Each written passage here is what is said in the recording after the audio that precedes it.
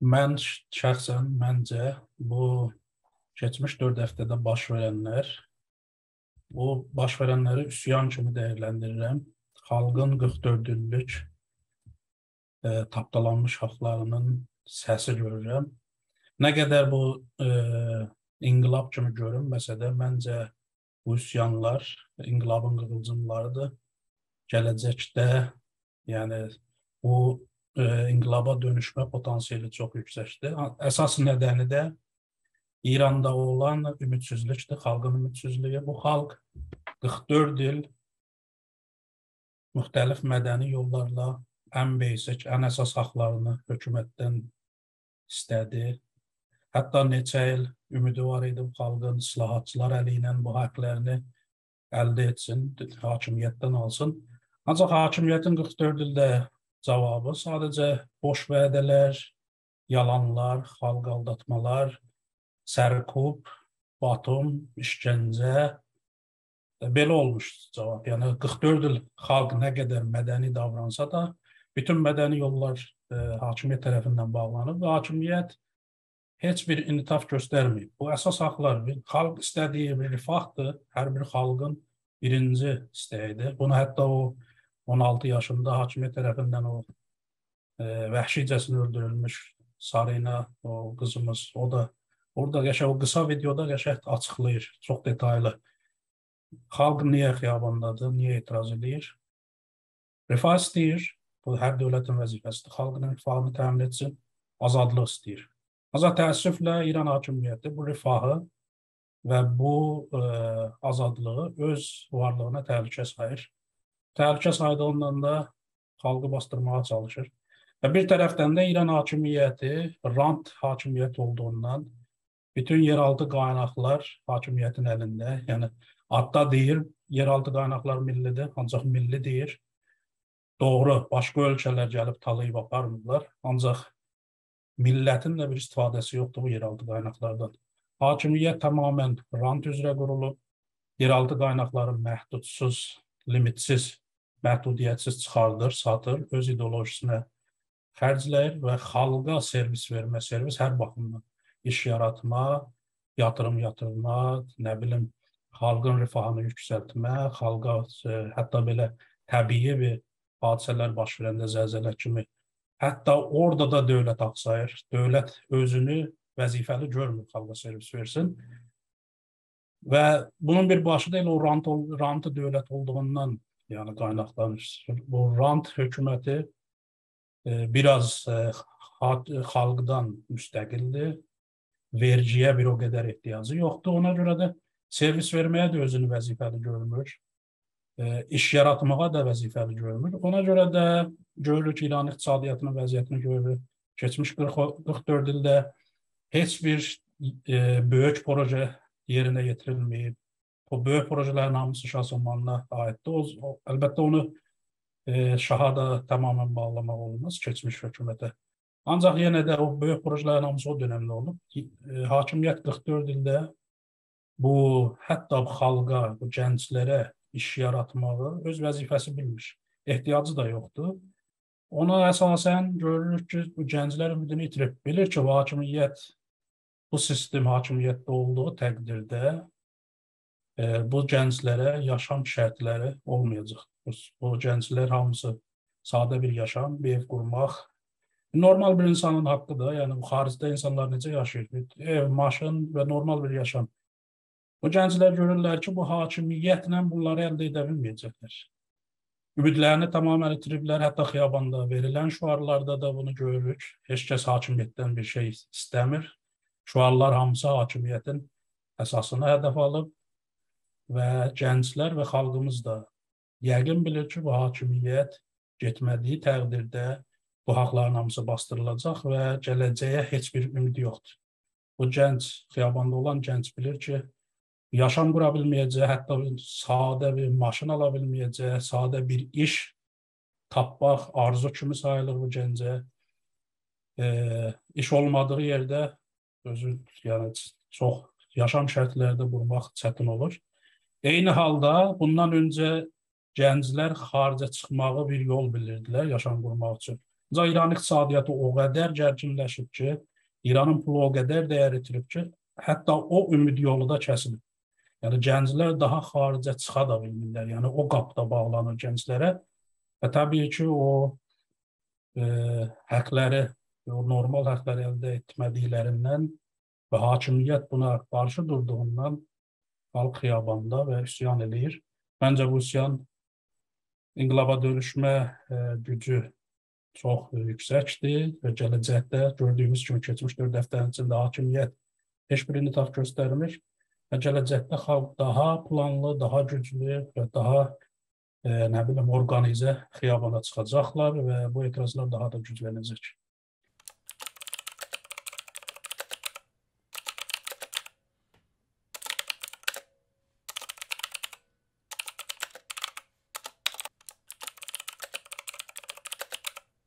Bu etirazlar, yəni dediyim kimi güclənəcək. Hakimiyyət dediyim kimi bu etirazların istədiyini özünə təhdid görür, təhdid sayır. 4 həftənin içində baxırıq, hətta sadə bir hicab məsələsini və azadlıq məsələsini əxlaqsızlıq görür. Danışıqlarına baxırsan, haqq kimi görmür. Yəni bu hakimiyyətin heç niyyəti də yoxdur bu haqları xalqa versin. Yəni hətta o hicabı bir səngər kimi də kullanır öz varlığını qorumaq üçün. Məncə bu hakimiyyət bu intihafı göstərmədiyi təqdirdə bu etirazlar daha güclənəcək. Etirazlar gücləndiyində hakimiyyət yenə daha güclü bastırmağa çalışacaq. Bu bastırmalar ancaq indi qısa müddət cavab kimi görünsə də, uzun müddətdə hakimiyyətin uğursuzluğu ilə nəticələnəcək. Hakimiyyət içəridən bir çatlar yaranacaq, içəridən parçalanacaq. Və mən inanıram ki, bu sistem içəridən zəifləyəcək, o parçalanmadan sonra, o çatdan sonra zəifləyəcək. Opozisyonda o gücü görə bilmirəm. Əsas illət budur ki, opozisyon, yəni opozisyon deyəndə bu mərkəzi opozisyon və başda olan farslar və səltənət tələblər, nə bilim, bu xaricdə olan opozisyonu deyirəm, qəsd edirəm. Onlarda o gücü görmürəm. Deyək ki, onların cəmiyyət arasında elə bir caygahları yoxdur. Əsas nədəni də budur ki, İranın cəmiyyətinin ən az 70%, yəni qeyri-farslardan oluşur.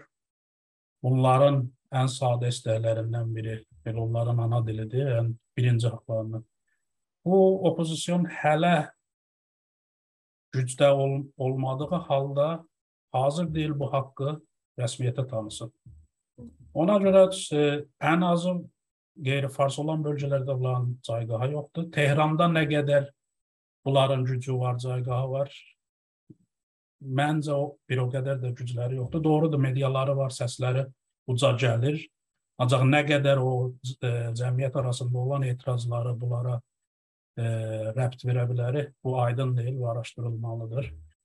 Məncə hələ də, yəni bunu bir də dostlarla bir neçə dəfə də tartışmışam. Hələ də təəssüflə İranda alternativ güc yenə Sepahdır. Yəni tam bir güclü bir organizasyondur.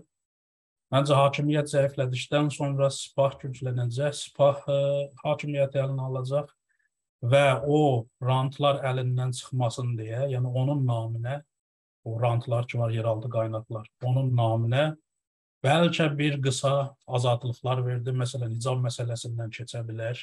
Bir qısa azadlıqlar özünü yaxşı göstərmək üçün. Ancaq Sepah çalışacaq ki, o rantlar əldən getməsin və o sistemi bir alternativ olaraq çıxış edəcək gələcəkdə. Mən belə düşünürəm. Ola bilər.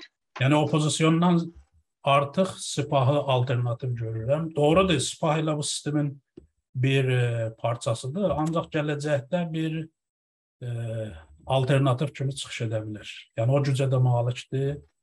Ancaq nə qədər yaşaya bilər, genelde o millətimizə bağlıdır. O durumda indidən nə deyim, öngörü vermək biraz çətindir.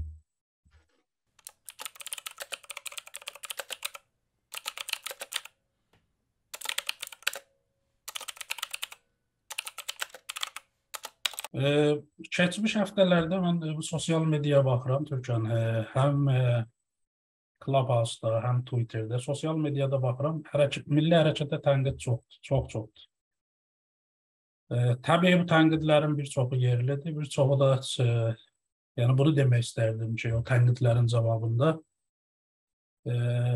milli hərəkət, yəni yalnız bu milli hərəkət deyil, baxsaq farslar və hətta kürdlər də bu olaylarda, bu hadisələrdə bir şok yaşadılar. Yəni diqqətlə baxsaq, hətta farsların qruplarına girəndə, farsların danışıqlarına qulaq asanda siyasi orqanların hamısı bir şok yaşadı. Yəni heç kəs gözləmirdi etirazlar bu cür bir yəni qadınlara qarşı sistemik zorakılıqdan başlasın və bu cür genişlənsin. Yəni heç kəs bu potansiyeli görmürdü.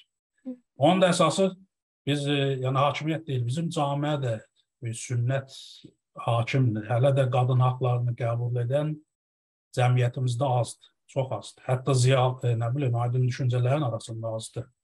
Ona görə heç kəs bunu öndən görmürdü ki, bu etirazlar bu qədər genişlənəcək. Həqiqətən bu etirazlara heç hazırlıq yox idi. Nə hərəkət milli tərəfdən, nə hətta farsların da bir o qədər hazırlığı yox idi, kürdlərin də. Onların mediası güclüdür, bir o qədər güclü nəzərə gəlsələr də, məncə sadəcə səsləri ucadır, yəni o qədər də cəmiyyətlə ilgiləri yoxdur. Ancaq nə etməliyik? Xalqımız nə istəyir, onu etməliyik. Yəni biz hərəkət-i milli xalqın haqlarını qorumağa görə qurulub və yəni hərəkət-i milli var. Hərəkət-i millinin vəzifəsi xalqın haqlarını qorumaq və müdafiə etməkdir. Yaxşı. Xalq bugün azadlıq istəyir, rifah istəyir, ana dilini istəyir. Təbiətən hərəkət-i milli dediyim fəqət ana dili deyil. Bu millətin içində bizim işçilərimiz var, qadınlarımız var. Bunların hamısının haqqı hərəkət-i millinin yəni istəklərindən olmalıdır. Biz xalqımızın səsinə səs verməliyik. Gələcəkdən qorxmadan təbiətən bizim hərəkətdə bir ehtiyat var. Bunun da əsas nədəni keçmişə qayıdır. Keçmiş tarixdə çoxlu etirazlarda öndə gedən olmuşuq, ancaq nəticəni uduzmuşuq mərkəzə. Ona görə o ehtiyat oradan gəlir. Millətçilərin çoxu ehtiyatdan yana olsalar da, millətçilərin Azərbaycan milli hərəkətində mən indiyənə qədər birini görməmişəm ki, desin etirazlara qatılmayın, etirazları dəstəkləməsin. Hamı dəstəkləmək istəyir. Ancaq necə dəstəkləyək, orada sorun çıxır. Orada bizim nöqsanlarımız üzə çıxır. Yəni, əsas nöqsanımız mənim şəxsi müşahidələrimdə əsas nöqsanımız medianımızın zəifliyi, ikincisi də qruplaşma. Biz təəssüflə nə qədər texnoloji gəlişsə də hərəkətimiz bir o qədər özünü uyğunlaşdıra bilməyib. Sünnəti yollarla hələ mübarizəni qabağa aparmaq istəyirik. Halbuki biz yeni yolları denəməliyik, yeni yolları sınamalıyıq, yeni yollar tapmalıyıq. Məsələn, hakimiyyət içəridə bizə qruplaşma və təşkilat qurma icazəsi vermirsə, biz yeni qruplaşma sistemləri mütaliə edib bu qruplaşma sistemləri, yeni qruplaşma sistemləri qurmalıyıq. Məncə də olan işdir, bunların heç birisi gələcəyə buraxılmamalıdır. Niyə ki, bugün gördüyümüz etirazlar bir təmindir. Vaxt dardır, çox da uzun zamanımız yoxdur. Yəni, belə düşünməyək ki, hakimiyyət bastıracaq, 10 ildə hələ vaxtımız var. Təəssüflə, hərəkətdə, çox təəssüflə, mən bunu çox görürəm. Bir gecikdirmə ruhu var, amma bir gələcəyə gözləyir. Ancaq gələcəyi, bizim bir şüarımız var, hamı deyir, gələcək bizimdir. Gələcək o zaman bizimdir ki, bugün çalışaq, bugün, yəni addımları bugün ataq, payələri bugün qoyaq. O istədiyimiz gələcəyi bugün qurmalıyıq. Yəni bugünün hamı deyir bir şeylər olmalıdır, ancaq hamı gələcəyə gözləyir. Yəni əlini daş altına qoyan azdır. Ona görə məncə bu nöqsanları indi görürük. Mediamızın zəifliyini görürük, qruplaşma zəifini görürük, təşkilatsızlığın zəifini görürük.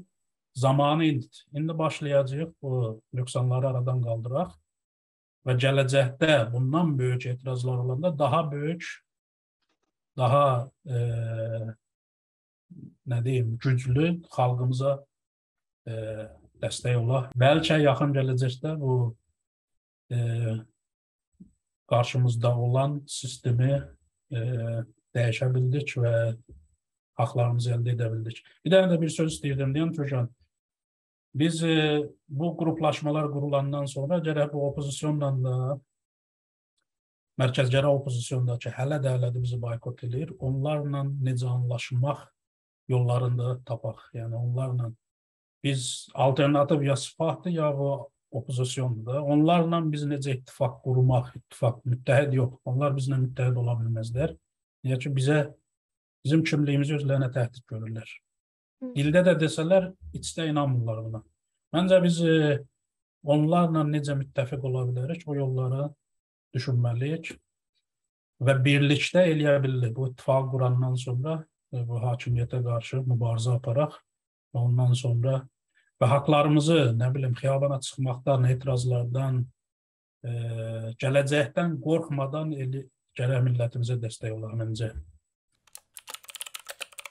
Sabahın təməlini bugün atmalıyıq.